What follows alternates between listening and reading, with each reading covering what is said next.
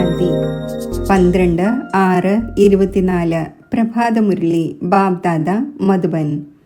ബാബ പറയുന്നു, മധുരമായ കുട്ടികളെ, ആരാണോ ആദ്യം ഭക്തി ആരംഭിച്ചത്, ആരാണോ നമ്പർ 1 പൂജ്യനായിരുന്നത്, പിന്നീട് പൂജാരിയായത്, ആ രഥത്തിലാണ് ബാബ വരുന്നത്. ഈ രഹസ്യം എല്ലാവരെയും സ്പഷ്ടമായി കേൾപ്പിക്കൂ. ചോദ്യം: ബാബ തൻ്റെ അവകാശികളായ കുട്ടികൾക്ക് ഏതൊരു സമ്പത്ത് നൽകുവാൻ വന്നിരിക്കുന്നു? ഉത്തരം: ബാബ സുഖത്തിൻ്റെയും ശാന്തിയുടെയും സ്നേഹത്തിൻ്റെയും സാഗരമാണ്. ഈ മുഴുവൻ ഖജനാവും ആ ഒന്ന് നിങ്ങൾക്ക് വിൽ ചെയ്യുന്നു. 21 ജന്മം വരെയും നിങ്ങൾ ഉപയോഗിച്ചു കൊണ്ടിരുന്നാലും കുറഞ്ഞു പോകാത്ത വിധം വിൽ ചെയ്തു നൽകുന്നു. നിങ്ങളെ കവടിയിൽ നിന്നും വജ്രതുല്യം ആക്കുന്നു. നിങ്ങൾ ബാബയുടെ മുഴുവൻ ഖജനാവും യോഗബലത്തിലൂടെ നേടുന്നു. യോഗമില്ലാതെ ഖജനാവ് ലഭിക്കുക സാധ്യമല്ല. ഓം ശാന്തി. ശിവഭഗവാനുവാച. ഇപ്പോൾ നിരാകാരനായ ശിവഭഗവാനെ എല്ലാവരും അംഗീകരിക്കുന്നു. ഒരേ ഒരു നിരാകാരൻ ശിവനാണ്. ആ ഒന്നിനെ എല്ലാവരും പൂജിക്കുന്നു. ബാക്കി ഏതെല്ലാം ദേഹധാരികളുണ്ടോ അവർക്ക് സാകാര രൂപമുണ്ട്. ആദ്യം ആത്മാവ് നിരാകാരമായിരുന്നു, പിന്നെ സാകാരമായി. സാകാരം ആകുന്നു, ശരീരത്തിൽ പ്രവേശിക്കുന്നു. അപ്പോൾ അതിൻ്റെ പാർട്ട് നടക്കുന്നു. മൂലവതനത്തിൽ പാർട്ടൊന്നുമില്ല. ഏതുപോലെ ആക്ടേഴ്സ് വീട്ടിലായിരിക്കുമ്പോൾ നാടകത്തിൻ്റെ പാർട്ട് ഉണ്ടായിരിക്കില്ല. സ്റ്റേജിൽ വരുമ്പോൾ പാർട്ട് അഭിനയിക്കുന്നു. ആത്മാക്കളും ഇവിടെ വന്ന് ശരീരത്തിലൂടെ പാർട്ട് അഭിനയിക്കുന്നു. പാർട്ടിന്മേൽ തന്നെയാണ് മുഴുവൻ ആധാരവും. ആത്മാവിൽ ഒരു വ്യത്യാസവും ഇല്ല. കുട്ടികളായ നിങ്ങളുടെ ആത്മാവ് ഉള്ളതുപോലെ ഈ ഒന്നിൻ്റെയും ആത്മാവുണ്ട്. പരമാത്മാവായ ബാബ എന്തു ചെയ്യുന്നു? ആ ഒന്നിൻ്റെ ഓക്കുപേഷൻ എന്താണ്? അത് അറിയേണ്ടതുണ്ട്. ചിലർ പ്രസിഡൻ്റാണ്, രാജാവാണ്. ഇത് ആത്മാവിൻ്റെ ഓക്കുപേഷനാണല്ലോ. ഇവർ പവിത്ര ദേവതമാരാണ്, അതിനാൽ ഇവരെ പൂജിക്കുന്നു. ഇപ്പോൾ നിങ്ങൾ മനസ്സിലാക്കുന്നുണ്ട്. ഈ പഠനം പഠിച്ച് വിശ്വത്തിൻ്റെ അധികാരിയായ ലക്ഷ്മി നാരായണനായി. ആരാണ് ആക്കിയത്?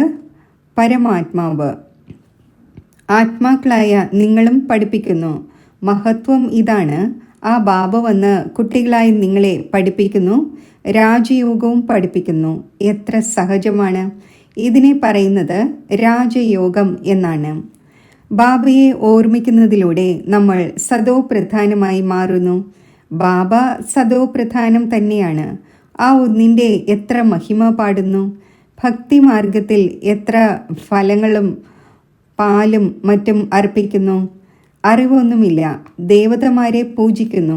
ശിവനിൽ പാൽ, പുഷ്പം ആദിയായവ അർപ്പിക്കുന്നു. ഒന്നും അറിയില്ല.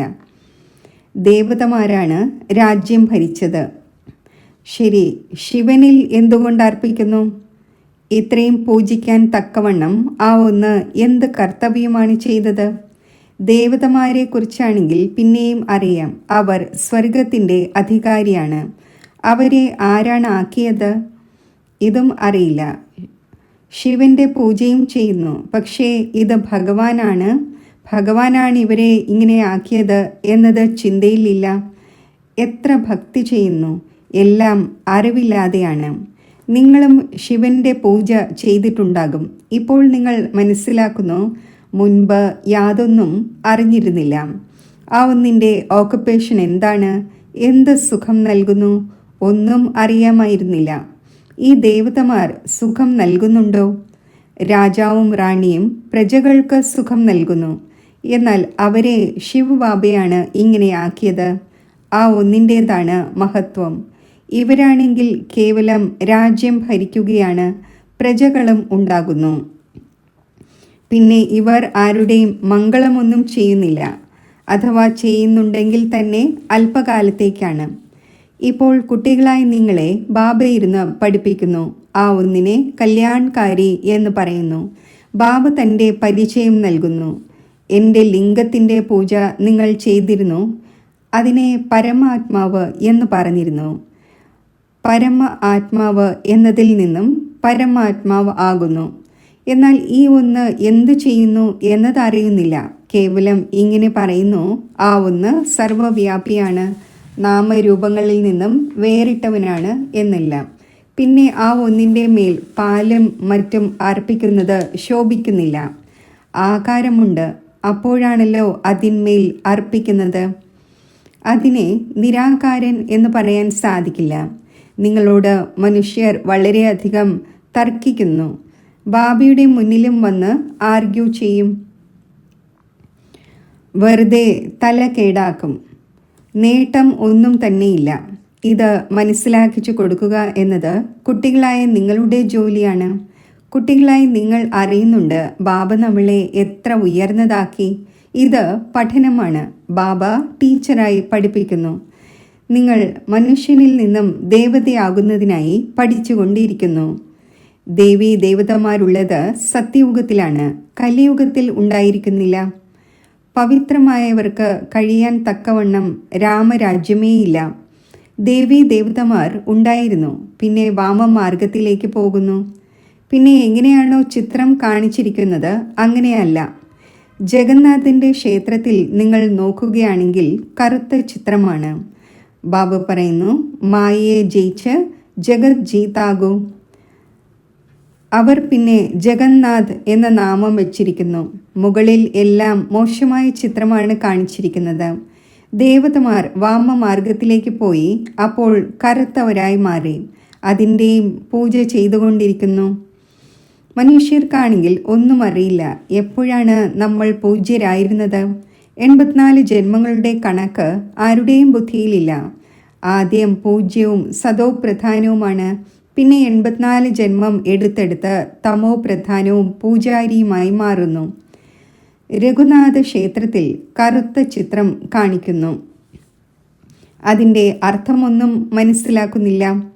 ഇപ്പോൾ കുട്ടികളായി നിങ്ങൾക്ക് ബാബയിരുന്ന് മനസ്സിലാക്കിച്ചു തരുന്നു. ജ്ഞാനചിതയിലിരുന്ന് വെളുപ്പാകുന്നു, കാമചിതയിലിരുന്ന് കറുപ്പായി മാറുന്നു. ദേവതമാർ വാമമാർഗത്തിൽ പോയി വികാരിയായി മാറി. പിന്നെ അവരുടെ പേര് ദേവത എന്ന് വയ്ക്കാൻ സാധിക്കില്ല. വാമമാർഗത്തിൽ പോകുന്നതിലൂടെ കറുപ്പായി മാറി. ഈ അടയാളം കാണിച്ചിരിക്കുകയാണ്. നിങ്ങൾ അറിയുന്നുണ്ട്, ശിവ് ബാബ കറുപ്പാകുന്നതേയില്ല.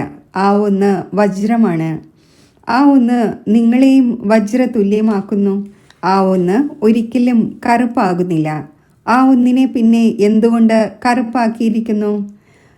കറുത്ത ആരെങ്കിലും ആയിരിക്കാം ആ ഒന്നിനെ ഇരുന്ന് കറുപ്പാക്കിയിട്ടുണ്ടാവുക. ശിവ് ബാബ പറയുന്നു, ഞാൻ എന്ത് കുറ്റം ചെയ്തു? എന്നെ കറുപ്പാക്കിയിരിക്കുകയാണ്. ഞാൻ വരുന്നത് തന്നെ എല്ലാവരെയും വെളുപ്പാക്കുവാനാണ്. ഞാനാണെങ്കിൽ സദാ വെളുപ്പാണ്. മനുഷ്യരുടെ ബുദ്ധി ഈ വിധമായിരിക്കുകയാണ്, ഒന്നും മനസ്സിലാക്കുന്നില്ല. ശിവ് ബാബയാണെങ്കിൽ എല്ലാവരെയും വജ്രമാക്കുന്നവൻ തന്നെയാണ്. ഞാനാണെങ്കിൽ സദാ വെളുത്ത സഞ്ചാരിയാണ്. എന്നെ കറുപ്പാക്കാൻ തക്കവണ്ണം ഞാൻ എന്തു ചെയ്തു? ഇപ്പോൾ നിങ്ങൾക്കും വെളുപ്പാകേണ്ടതുണ്ട്, ഉയർന്ന പദവി നേടുന്നതിനായി. ഉയർന്ന പദവി എങ്ങനെയാണ് നേടേണ്ടത്? അത് ബാബ മനസ്സിലാക്കിച്ചു തന്നു. Follow father. ഏതുപോലെ ഇദ്ദേഹം അഥവാ ബാബ സർവ്വതും ബാബയെ ഏൽപ്പിച്ചു. ഫാദറിനെ നോക്കൂ, എങ്ങനെയാണ് സർവ്വതും നൽകിയതെന്ന്. സാധാരണമായിരുന്നു. വളരെ ദരിദ്രവുമല്ല, വളരെ ധനികനുമായിരുന്നില്ല. ബാബ ഇപ്പോഴും പറയുന്നു, നിങ്ങളുടെ ആഹാരപാനീയങ്ങൾ ഇടത്തരവും സാധാരണവുമായിരിക്കണം.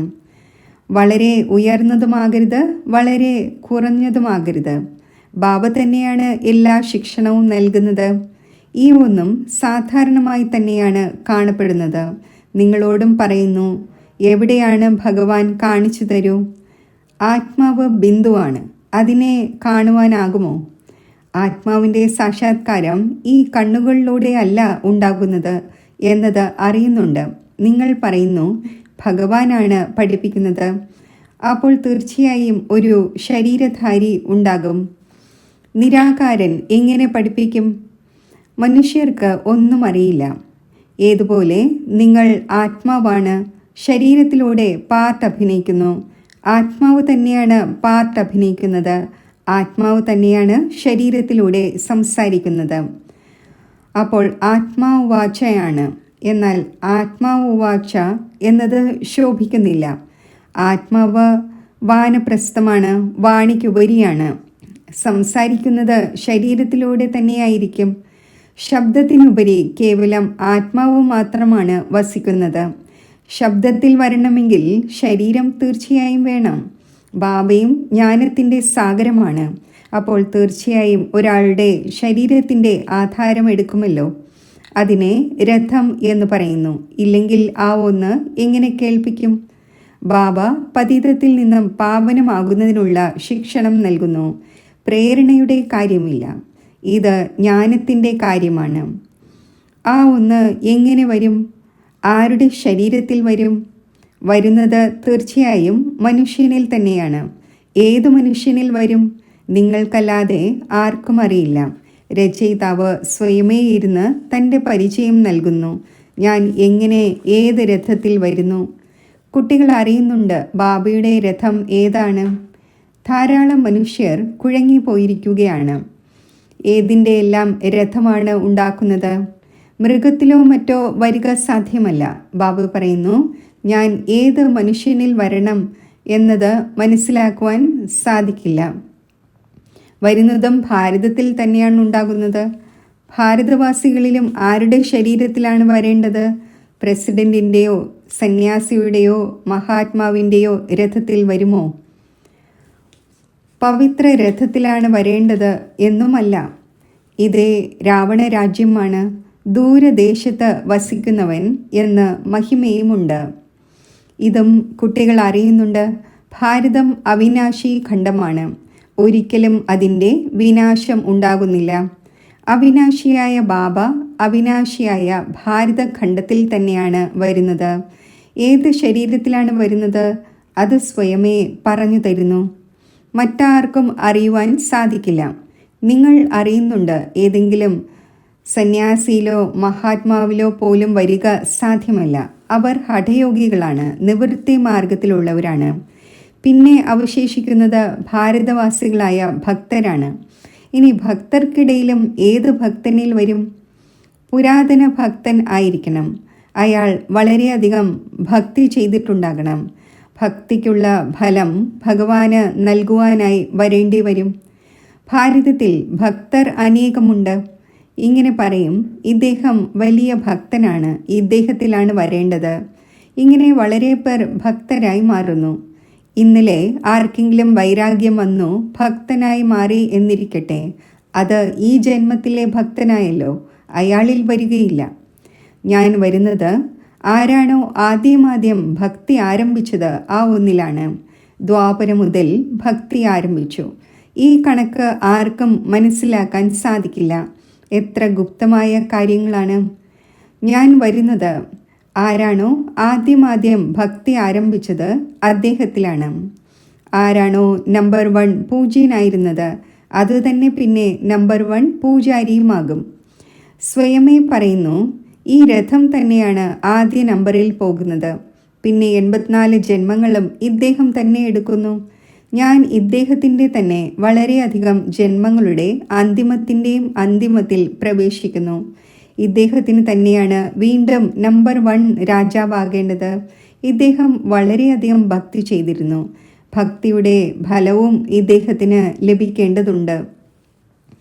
ബാബ കുട്ടികൾക്ക് കാണിച്ചു തരുന്നു, ഇദ്ദേഹം എങ്ങനെയാണ് എന്നിൽ അർപ്പണമായത് എന്ന് നോക്കൂ. സർവ്വതും നൽകി. ഇത്ര അനേകം കുട്ടികളെ പഠിപ്പിക്കുന്നതിനായി ധനവും ആവശ്യമാണ്. ഈശ്വരൻ്റെ യജ്ഞം രചിക്കപ്പെട്ടിരിക്കുകയാണ്. ഈശ്വരൻ ഇദ്ദേഹത്തിൽ ഇരുന്ന് രുദ്രജ്ഞാന യജ്ഞം രചിക്കുന്നു. ഇതിനെ പഠനം എന്നും പറയുന്നു. രുദ്രനായ ശിവ് ബാബ ജ്ഞാനത്തിൻ്റെ സാഗരമാണ്. ആ ഒന്ന് ജ്ഞാനം നൽകുന്നതിനായി യജ്ഞം രചിച്ചിരിക്കുന്നു. വാക്ക് തീർത്തും ശരിയായതാണ്. രാജസ്വ അഥവാ സ്വരാജ്യം നേടുന്നതിനുള്ള യജ്ഞം. ഇതിനെ യജ്ഞം എന്നെന്തുകൊണ്ട് പറയുന്നു? യജ്ഞത്തിൽ അവർ ആഹുതിയും മറ്റും വളരെയധികം ഇടുന്നു. നിങ്ങളാണെങ്കിൽ പഠിക്കുന്നു. എന്താഹൂതിയാണ് ഇടുന്നത്? നിങ്ങൾക്കറിയാം, നമ്മൾ പഠിച്ച് സമർത്ഥരാകും. പിന്നെ ഈ മുഴുവൻ ലോകവും ഇതിൽ സ്വാഹയാകും. യജ്ഞത്തിൽ അവസാന സമയത്ത് ഏതെല്ലാം സാമഗ്രികളുണ്ടോ എല്ലാം ഇടുന്നു.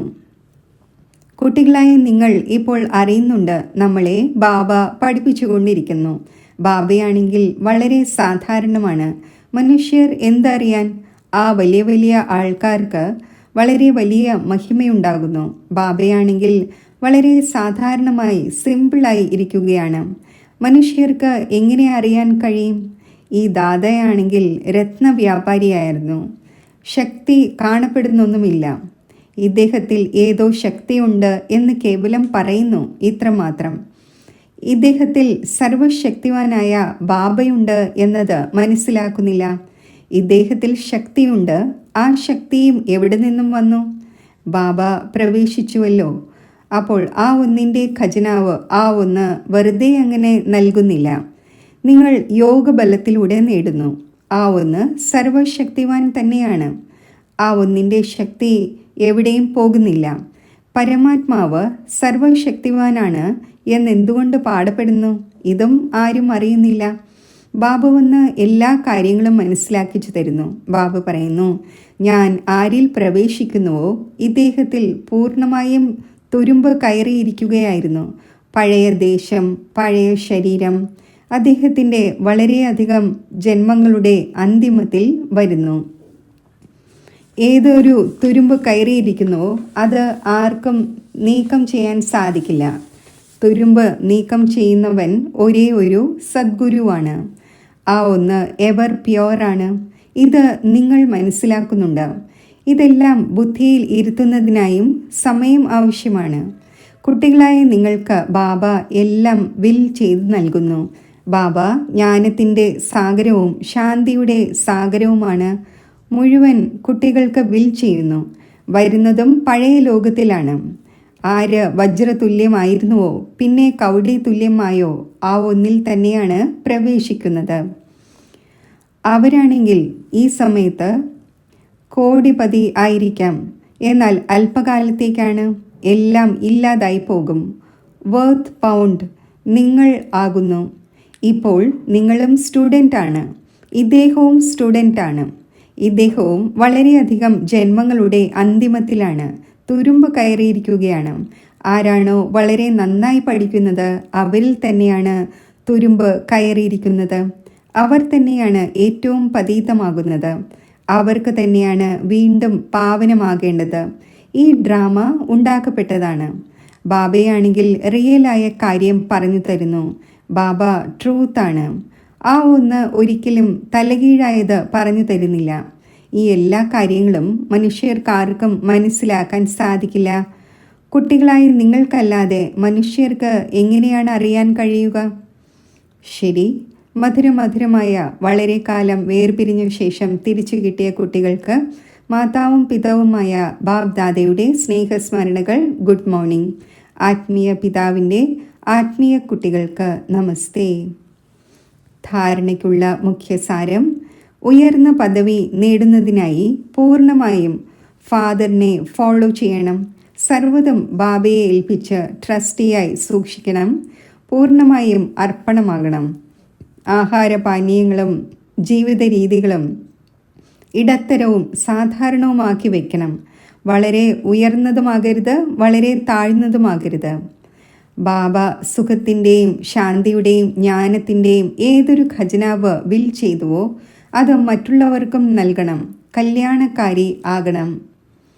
വരദാനം: പവിത്രതയുടെ ഗുഹ്യതയെ അറിഞ്ഞ് സുഖശാന്തി സമ്പന്നമാകുന്ന മഹാനാത്മാവായി ഭവിക്കട്ടെ. പവിത്രതയുടെ ശക്തിയുടെ മഹാനത അറിഞ്ഞ് പവിത്രം, അതായത് പൂജ്യ ദേവാത്മാക്കൾ ഇപ്പോൾ മുതലേ ആകൂ. അന്തിമത്തിൽ ആയിക്കൊള്ളും എന്നത് പോരാ. ഈ വളരെയധികം സമയമായി ശേഖരിക്കപ്പെട്ട ശക്തിയാണ് അന്തിമത്തിൽ ഉപയോഗത്തിൽ വരുന്നത്. പവിത്രമാകുന്നത് ഏതെങ്കിലും സാധാരണ കാര്യമല്ല. ബ്രഹ്മചാരിയായി ഇരിക്കുന്നു, പവിത്രമായി കഴിഞ്ഞു. എന്നാൽ പവിത്രത ജനനിയാണ്. സങ്കല്പത്തിലൂടെയോ വൃത്തിയിലൂടെയോ വായുമണ്ഡലത്തിലൂടെയോ വാണിയിലൂടെയോ സമ്പർക്കത്തിലൂടെയോ സുഖശാന്തിയുടെ ജനനിയാകണം. ഇതിനെയാണ് പറയുന്നത് മഹാനാത്മാവ്. സ്ലോഗൻ: ഉയർന്ന സ്ഥിതിയിൽ സ്ഥിതി ചെയ്ത് സർവ ആത്മാക്കൾക്കും ദയയുടെ ദൃഷ്ടി നൽകൂ, വൈബ്രേഷൻ വ്യാപിപ്പിക്കൂ. ഓം ശാന്തി.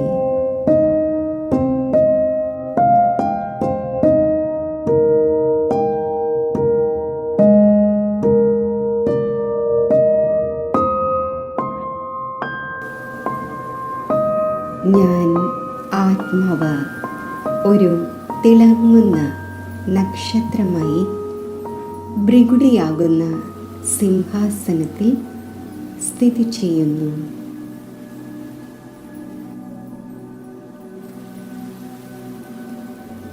ഞാൻ ശാന്തമാണ്. പീസ് ഹൗസാണ്.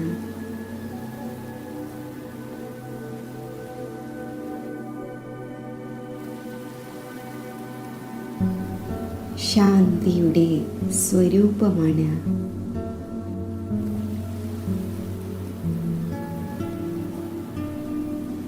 എന്നിൽ നിന്നും നാനാഭാഗത്തേക്കും ശാന്തിയുടെ വൈബ്രേഷൻസ് വ്യാപിക്കുകയാണ്.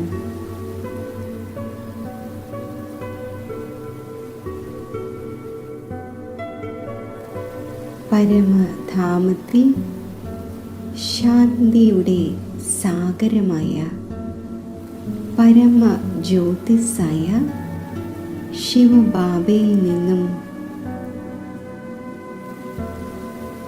ശാന്തിയുടെ അനന്ത കിരണങ്ങൾ നാനാഭാഗത്തും വ്യാപിച്ചുകൊണ്ടിരിക്കുന്നു.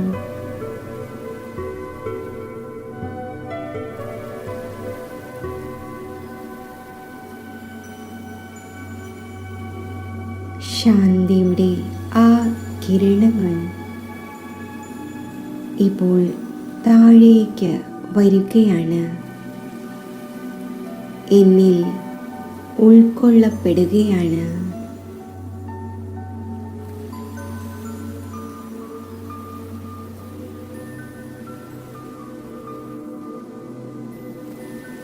പരമാത്മാ ശാന്തി എന്നിൽ നിറഞ്ഞ് നാനാഭാഗത്തേക്കും വ്യാപിക്കുകയാണ്.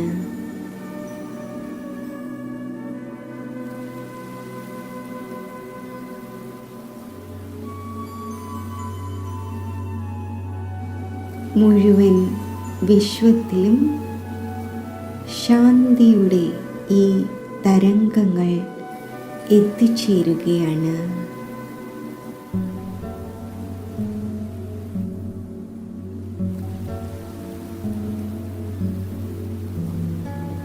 മുഴുവൻ വിശ്വത്തിലും അനേകം ആത്മാക്കൾ അനേകം കാരണങ്ങളാൽ അശാന്തിയുടെ ജ്വാലയിൽ എരിഞ്ഞുകൊണ്ടിരിക്കുന്നു.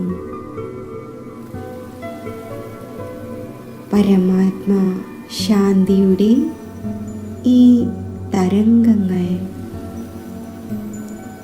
ശീതളമായ വൈബ്രേഷൻസ് 4 ഭാഗത്തും വ്യാപിച്ച് ആ ആത്മാക്കളുടെ ചിത്തത്തിലെ അശാന്തിയുടെ അഗ്നിയെ അണയ്ക്കുന്നു.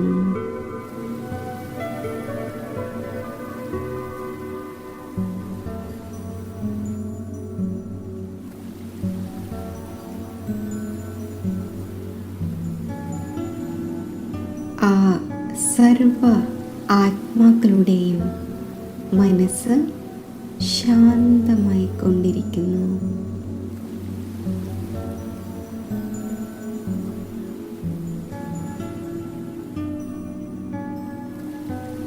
പരമാത്മാ ശാന്തി എന്നിൽ നിറഞ്ഞ് 4 ഭാഗത്തും വ്യാപിച്ചുകൊണ്ടിരിക്കുന്നു.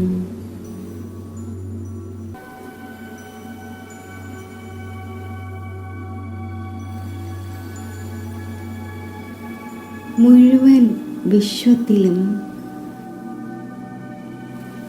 Deep silence രചിക്കപ്പെടുന്നു.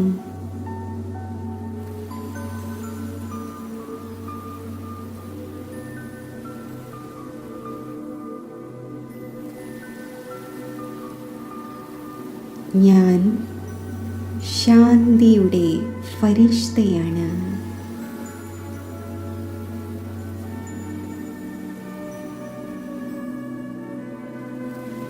സൂക്ഷ്മലോകത്തിലേക്ക് ഞാൻ എത്തിച്ചേരുന്നു.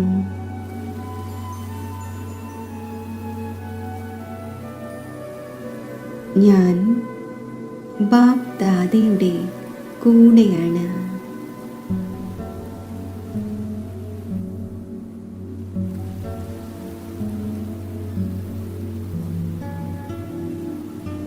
ബാബയുടെ മസ്തകത്തിൽ നിന്നും ശാന്തിയുടെ അനന്ത കിരണങ്ങൾ താഴെ ലോകത്തിൽ വ്യാപിക്കുന്നു.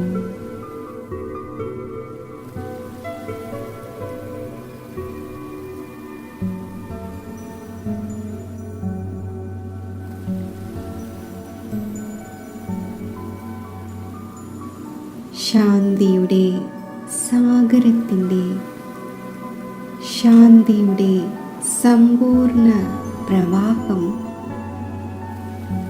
വിശ്വത്തിലെ മുഴുവൻ ആത്മാക്കളിലും എത്തിച്ചേരുന്നു.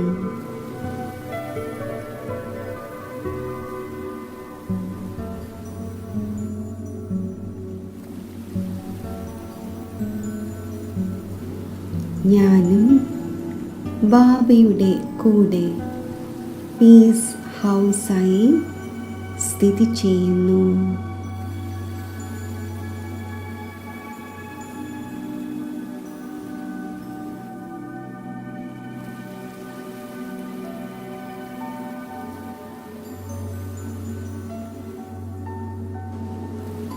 ഞാൻ ശാന്തിയുടെ ഫരിഷ്തയാണ്.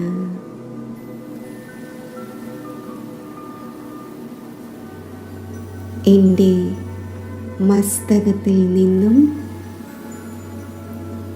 എൻ്റെ നയനങ്ങളിൽ നിന്നും ശാന്തിയുടെ കിരണങ്ങൾ മുഴുവൻ ലോകത്തിലും വ്യാപിക്കുകയാണ്.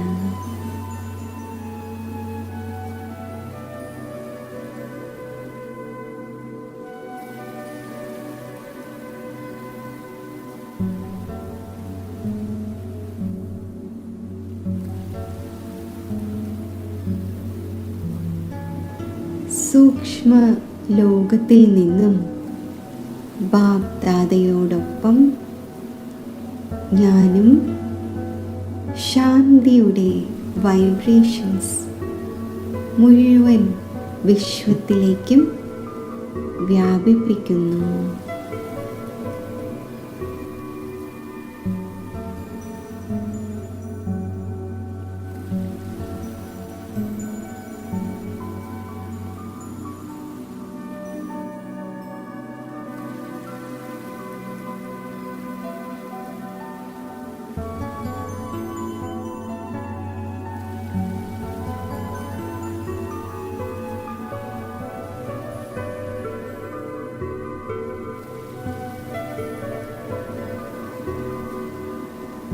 ലോകത്തിലെ അനേകം ആത്മാക്കൾ ശാന്തിയുടെ അനുഭവം നേടി ശാന്തിയുടെ സാഗരമായ ബാബയിലേക്ക് ആകർഷിതരാകുന്നു.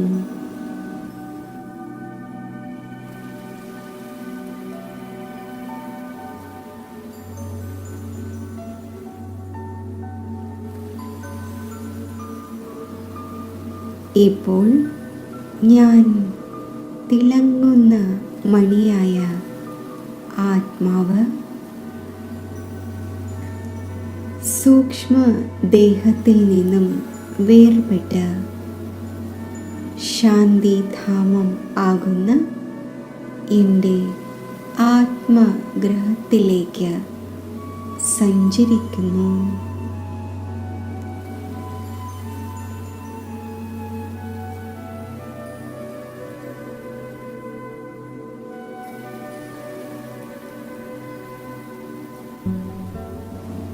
ഞാൻ ശാന്തിധാമത്തിലാണ്.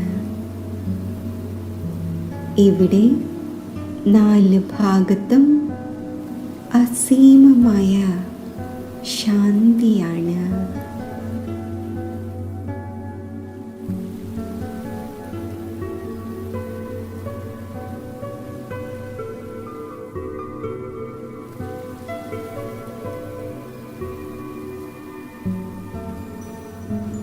എൻ്റെ ചിത്തം സമ്പൂർണ്ണ ശാന്തിയിൽ സ്ഥിതി ചെയ്യുന്നു.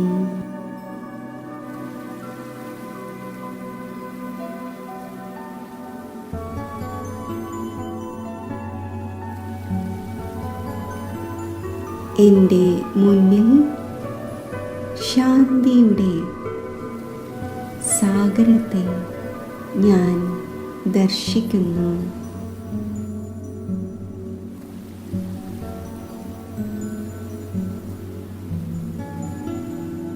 ശാന്തി സാഗരത്തിൽ നിന്നും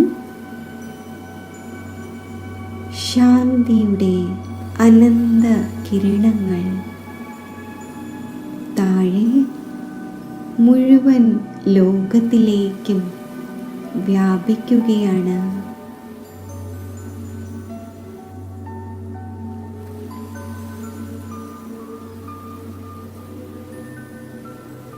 ഞാൻ ആത്മാവ് മാസ്റ്റർ ശാന്തി സാഗരമാണ്.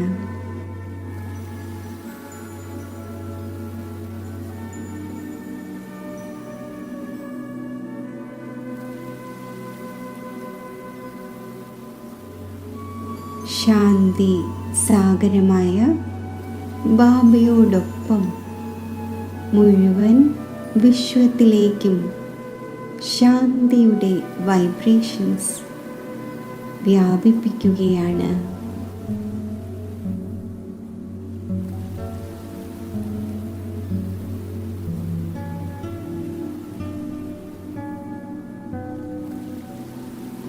ശാന്തിയുടെ ഈ വൈബ്രേഷൻസ് സർവ ആത്മാക്കളെയും ശാന്തമാക്കിക്കൊണ്ടിരിക്കുന്നു.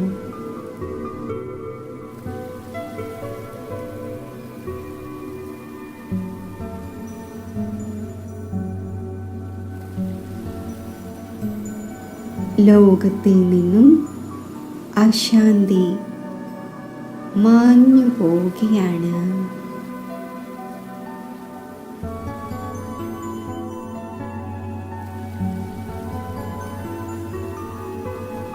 ശാന്തിയുടെ തരംഗങ്ങൾ പ്രാപ്തമാക്കി എല്ലാ ആത്മാക്കളുടെയും ചിത്തം ശാന്തമാകുന്നു.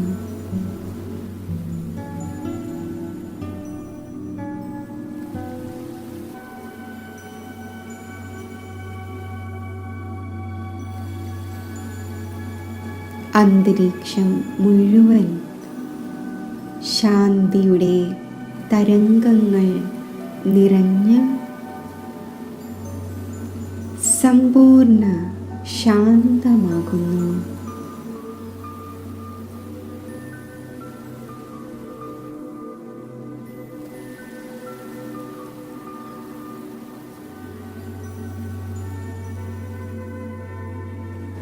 ഞാനും ശാന്തി സാഗരവുമായി കമ്പൈൻഡ് ആയിരിക്കുന്നു. എന്നിലും സമ്പൂർണ്ണ ഈശ്വരീയ ശാന്തിയുടെ നിറവ് ഞാൻ അനുഭവിക്കുന്നു.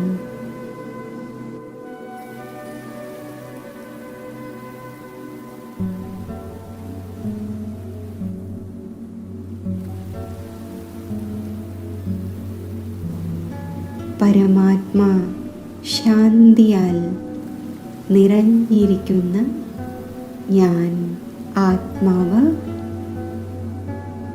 താഴേക്ക് വരുന്നു. സൂക്ഷ്മ ലോകത്തിലേക്ക്, എൻ്റെ സൂക്ഷ്മ ശരീരത്തിൽ ഞാൻ പ്രവേശിക്കുന്നു.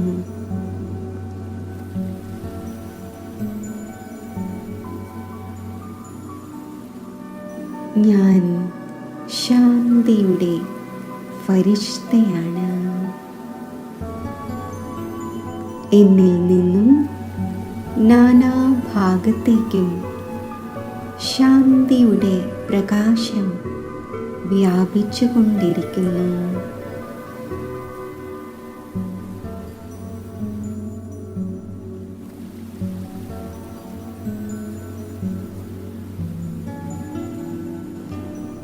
ശാന്തിയുടെ ഫരിഷ്തയായ ഞാൻ ശാന്തിയുടെ പ്രകാശം നാനാഭാഗത്തും വ്യാപിപ്പിച്ചുകൊണ്ട് താഴേക്ക് വരുന്നു.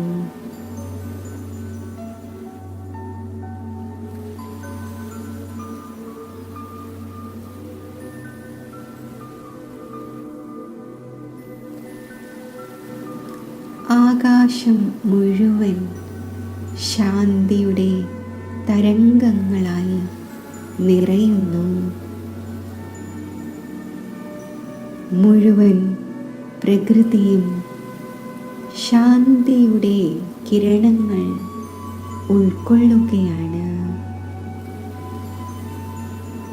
ഫരിഷ്തയായ ഞാൻ എൻ്റെ സ്ഥൂല ദേഹത്തിലേക്ക് പ്രവേശിക്കുന്നു. ഞാൻ ശാന്തിയുടെ ഫരിഷ്തയായി ദേഹത്തിൽ സ്ഥിതി ചെയ്യുമ്പോൾ ദേഹം മുഴുവൻ ശാന്തിയുടെ പ്രകാശ കിരണങ്ങൾ വ്യാപിച്ച് സർവ കർമ്മേന്ദ്രിയങ്ങളും സമ്പൂർണ്ണ ശീതളവും ശാന്തവും ആകുന്നു. ശരീരത്തിലെ ഓരോ കോശങ്ങളിലും ഈശ്വരീയ ശാന്തി നിറയുന്നു. എൻ്റെ ശരീരവും മനസ്സും ശാന്തിയുടെ ശക്തിയാൽ സമ്പന്നം ആയിരിക്കുന്നു.